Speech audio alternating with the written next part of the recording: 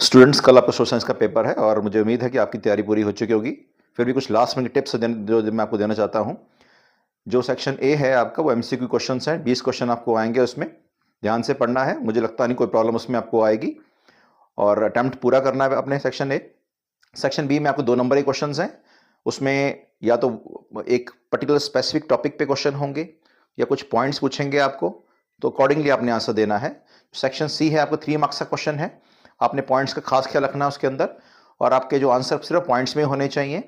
और अगर आपसे कोई 3 पॉइंट्स पूछते हैं तो आपने जितना मैक्सिमम आता है आपने वो आंसर अटेम्प्ट करना है। कोई नेगेटिव मार्किंग नहीं होती है इसकी।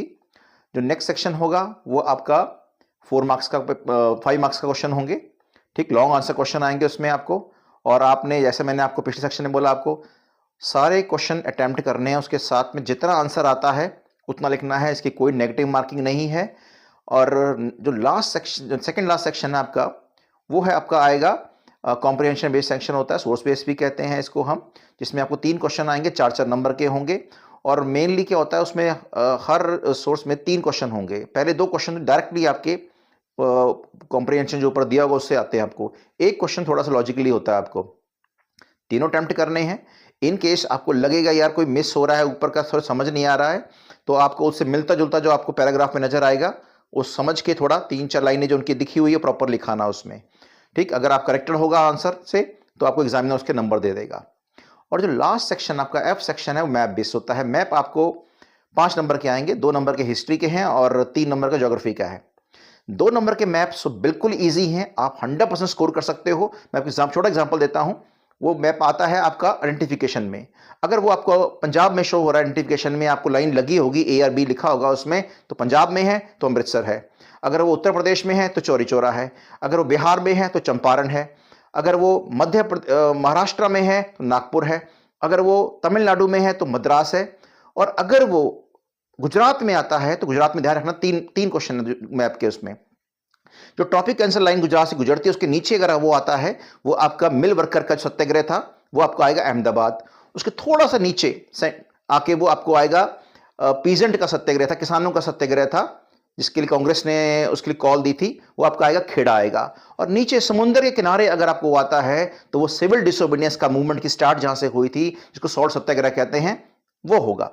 तो मेरे हिसाब से I am very sure that कि अगर आपने ये जो 3 पॉइंट सुन लिया मेरे, तो आपको हिस्ट्री में 2 में से 2 नंबर आप स्कोर कर सकते हो। ज्योग्राफी में आपको ध्यान रखना है, जैसे एग्रीकल्चर में हो गया, राइस ग्रोइंग एरिया हो गए, उसमें आपको वेस्ट बंगाल है, उड़ीसा में आ गया। अगर वो कहते हैं व्हीट ग्रोइंग एरिया, तो उत्तर प्रदेश है, पंजाब है, हरियाणा है। अगर पूछते हैं आपको जूट कहां होती है, तो वेस्ट बंगाल है। अब कर्नाटक में वो पूछते हैं, कर्नाटक में आएगा आपका कॉफी होती है। और फिर पूछते हैं आपको रबर ग्रोइंग एरिया, तो आपका क्या आएगा, केरल आएगा।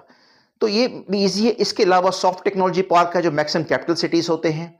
ठीक, आपके इंटरनेशनल एयरपोर्ट्स आ जाएंगे, सी पोर्ट्स आ जाएंगे। ठीक, उसके बाद थर्मल पावर प्लांट्स हैं, न्यूक्लियर पावर प्लांट्स हैं, ऑयल फील्ड्स हैं। मेरे हिसाब से जो इनको भी आप कर लो तो 3 में से कम 2 नंबर तो आपके मैप में इसमें भी आ जाएंगे, so that you can easily score 4 marks out of 5 in the map question. It's a big number. तो इन सब में खास ध्यान रखना। जहां लॉन्ग आंसर क्वेश्चन में 3 नंबर के 5 नंबर क्वेश्चन होंगे, जहां हेडिंग आती है हेडिंग लिख देना। हेडिंग आपसे नहीं बन रही है तो हर पॉइंट के अंदर जो इंपॉर्टेंट वर्ड होंगे उसको पेंसिल से जिगजैग कर देना। तो मेरे हिसाब से बड़ी स्कोरिंग पेपर है। अगर आपने बच्चे ध्यान से पढ़ा है और क्वेश्चन के अटेम्प्ट 100% करेंगे तो आप इसमें वेल नंबर स्कोर कर सकते हो।